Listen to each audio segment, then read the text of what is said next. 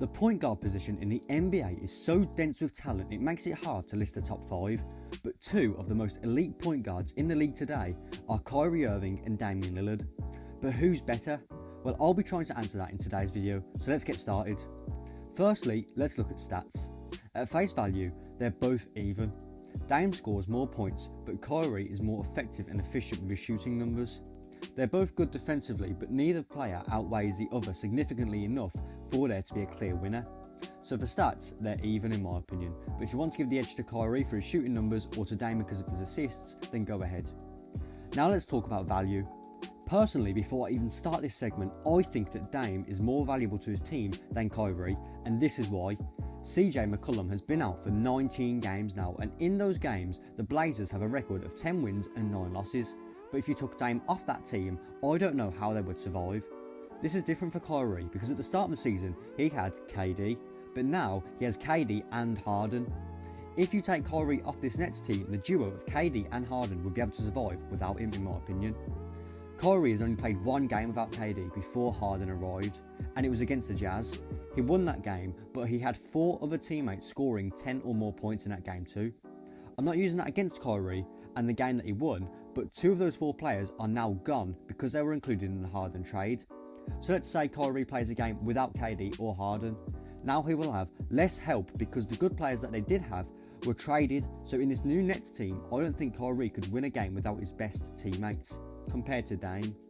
Then again, the argument could be that the Nets need Kyrie more than ever because their team is so weak after the trade. But enough of my opinion, and let's look at the stats. So for value, the stats I will use are box plus minus, which in short means how many points the player's team was either up or down by while that player was on the court. Kyrie's average plus minus for this season so far is 7.7 compared to Dame with a plus minus of 1.7, so Kyrie technically has a bigger impact on the court. But what are each team's record? Well, Kyrie has helped lead the Nets to a 23-13 record, which is second in the East, whilst Dame has led the Blazers to a 19-14 record, which is 6th in the West. I also looked at the net rating, which combines both defensive stats and offensive stats. Net rating is basically the same as box plus minus, but it just combines defense into it. If you have a higher net rating, you impact the team more. Dame has a net rating of 4.8 compared to Kyrie, who has a net rating of 8.7. One final stat is offensive win shares, which is basically how many games a player has helped his team win due to his offense. Dame is second in the NBA for this with 4.6, and Kyrie is 13th with 2.9. So overall, for value, they're both valuable, but Kyrie clearly takes the edge. Both players are valuable in different ways, which I find odd. Like I said earlier, without Dame, that Blazers team wouldn't be where it is, and he's so crucial to that team. But Kyrie is different. Even though he has more help and talent around him with KD and Harden, what a lot of people fail to see is that those players are really all that the Nets have, meaning these players will have a higher usage rate and have to be productive at higher rates in order for that team to be successful. A way to simplify it down is like this. If you look at both teams, the Blazers have a more well-rounded team with good depth. But if you compare that to Brooklyn, they have 3 amazing stars, but the rest of their players are below average. On the Blazers production, it's well distributed across the team, but in Brooklyn, the stars have to carry the load. So the load Kyrie is having to carry is larger than Dame's. But with value out of the way, let's look at offense. I'm going to break offense down into categories of scoring, playmaking and clutch. Firstly, let's look at scoring. If you look at their shot charts, you can see that both players can score from everywhere on the floor, but the biggest difference comes from distance. Dame takes a lot of deep threes compared to Kyrie, who takes a lot of mid-ranges. But what are their percentages from each area? Well, we know that Dame overall shoots 44% from the field compared to Kyrie, who shoots 52%, and Dame shoots 38% from 3 while Kyrie shoots 40%. Dame's low percentages in these areas could be attributed to the fact that he shoots from further distance, but that's his choice, so I'm not going to hold it against him or give him any advantage. But let's look at all 3 levels and their average percentages. Dame shoots 38% from 3, like we established, and Kyrie shoots 40%. Then we move to the mid-range. Overall, Dame shoots an average of 38.9% from the mid-range, and Kyrie shoots 60%. There's no question here that Kyrie is a much better mid-range shooter than Dame, and he also shoots at a higher volume, which is more impressive. Now for the final area, in the paint. Dame shoots 57.8% from inside the paint compared to Kyrie, who shoots 62.7%, So overall, Kyrie is not only more efficient, but he's better in all areas. However, I do want to see how well Dame shoots when he takes these long distance shots. Most commonly, a deep shot in the NBA is around 30 foot away from the basket, and only 5 players have attempted 10 or more 30 foot shots this season. Dame has attempted and made more shots from 30 feet or deeper than anyone else in the league, having attempted 58 shots and making 22 of them on 37.9% shooting, which is phenomenal. Kyrie has made 50% of his 30 foot shots, which is amazing too, but Dame is just attempting them at such a high volume, attempting nearly 5 times more shots from this range than Kyrie, whilst keeping his consistency and nearly shooting 40% from 3. So overall, for scoring, Kyrie takes it as he's much more efficient from every level. Dame is also great offensively, but Kyrie is just extremely efficient. The next defensive category is playmaking. We can already compare assists. Dame averages 8 assists per game and Kyrie averages 6.6, but we can also look at assist percentage. What assist percentage is basically how many assists that player is responsible for whilst on the floor, so it makes it fairer. For example, if Dame played 35 minutes a game and Kyrie only played 20, then comparing assists on their own wouldn't be fair, as Dame has played longer, so will most likely have more assists, but assist percentage eliminates the discrepancy from minutes played completely. Dame's assist percentage is 38.2, and that's 7th in the league, in comparison to Kyrie's assist percentage, which is 26.8, which is quite a big difference, and Kyrie ranks 20th in the league, which is still good, but it's nowhere near Dame. That's really as far as you can take it stats wise, but even with the eye test you can tell that Dame is more of a facilitator compared to Kyrie. Now for the final category in offense, and that's clutch. First off, both players are clutch, but who has the edge? All the stats I will use are in the 4th quarter or overtime, with the team either up or down by 5 points. I'm going to use 4 time frames to look at. The first is in the last 5 minutes of the game, because that allows both players to change the outcome of the game without it going down to the wire. The second is the last minute, as it's between the vital moments of the game but still allows the game to be played. The third is the last 30 seconds, as it allows for a big time basket in one of the last possessions of the game. And the 4th time frame is the last 10 seconds. The real clutch players will show up in these moments.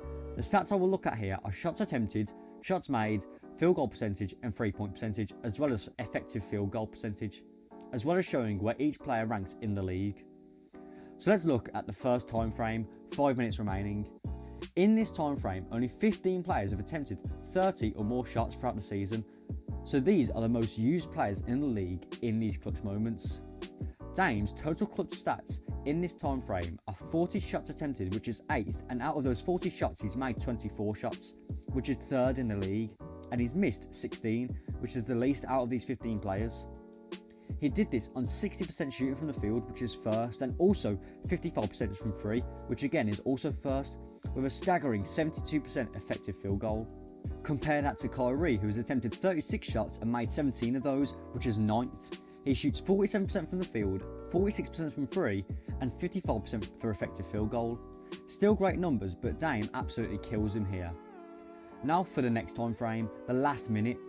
Dame has made 10 shots on 14 attempts, giving him an incredible field goal percentage of 71.4%, closely followed by 66% shooting from 3, and then an insane 85% effective field goal. Compare that to Kyrie, who has only made 2 out of 7 shots and shoots 0% from 3. It's clear to see that Kyrie isn't anywhere near Dame in this category. In the final 30 seconds, Dame has shot 77% on 9 attempts, whilst being 100% from 3, which is ridiculous. Kyrie, on the other hand, has only attempted 2 shots and missed both. Now for the last time frame, which is the final 10 seconds of the game. Kyrie has only attempted 1 shot in this time frame and he's missed it, compared to Dame, who's attempted 5 shots this season in this time frame and has only missed 1. This is the definition of clutch. It's not like there were layups either, as 3 of them were 3-point shots, so he only made 1 2-point shot. For clutch, it easily goes to Dame. So overall, for offense, both players can score the ball just looking at face value stats, but Kyrie is a much more efficient scorer than Dame. For playmaking, I gave the edge to Dame, as his numbers and style of play reflects that he's more of a facilitator. For clutch, both players are very clutch, but Dame quite clearly takes the edge. I will say though that Kyrie has not been in many situations where he's had to take these shots, but even still, he's been in enough where his stats should reflect that he can show up. Overall for offense, Dame is better offensively. Now for defense. Defense is hard to judge, not because they're limited stats, but also because both players aren't phenomenal defenders. There are two stats I will use. The first is defensive win shares, which is the amount of wins a player has produced for his team due to his defensive ability. As is a stat involving wins, the higher the number, the better the player is defensively. Kyrie has 0.6 for defensive win shares compared to Dame, who has 0.3 win shares this season. Bear in mind, these numbers will be low anyways, as these players aren't known for their defense, but also because there have only been like 30 games played this season. But moving on to my next stat, and that's defensive rating, and like I mentioned in my last video, this is just how many points a player would allow to be scored per 100 possessions. The lower the number, the better the defender. Dame has a defensive rating of 116.2 compared to Kyrie with 111.9. So defensively, you can give the edge to Kyrie, but honestly, neither player runs away with it. So in my opinion, this is Kyrie's category, but it's close either way. Now that we've gone through each category, let's look at the totals. So for the stats, it was basically even. Kyrie was better for efficiency, but Dame averaged more points and assists. Then we have value. Both players are extremely valuable to their teams, but the stats show that Kyrie is just more valuable. After value, we had offense, which I broke down into three categories. The first was scoring. From the stats, Kyrie was better than Dame at all three levels, and it really showed in the mid-range. However, Dame is an incredible deep three-point shooter, but despite this, Kyrie is just more efficient, and they both shoot the same amount of shots per game too, with roughly 20 field goals attempted per game for both players. So scoring, Kyrie took it. Then we had playmaking. Dame took the cake here, averaging more assists and having a higher assist percentage than Kyrie. You can also see that in his game, he sets up his teammates more often. Now for the tiebreaker, clutch. Dame blew Kyrie out of the water here in all time frames of quote-unquote clutch minutes. The stat that just really solidifies it for me is that this season Dame has shot a total of 5 shots in the last 10 seconds of a game and made 4 of them, whilst being 100% from 3 in this time frame is just clinical. So for offense, overall, Dame wins. Then we have defense. Neither player are amazing defensively, but overall, Kyrie takes a slight edge. But there are the stats. Now let me give my thoughts. Personally, both players are great, but the biggest thing that I want to talk about is value. Let's say hypothetically, both players switch positions. Now where would each team be? Kyrie adds his value by being a part of a deadly trio, but the rest of the players on that team are below average. Now Dame adds value by being the cherry on top of a decent team, and they would be even better if they had CJ McCollum. But honestly, I don't know if Kyrie could lead in the same way that Dame has. Purely because Dame is without question the best player and key piece of that Blazers team, that's why I personally would take him over Kyrie. Without Kyrie, the Nets still have 2 of the top 10 players in the league, arguably top 5 players.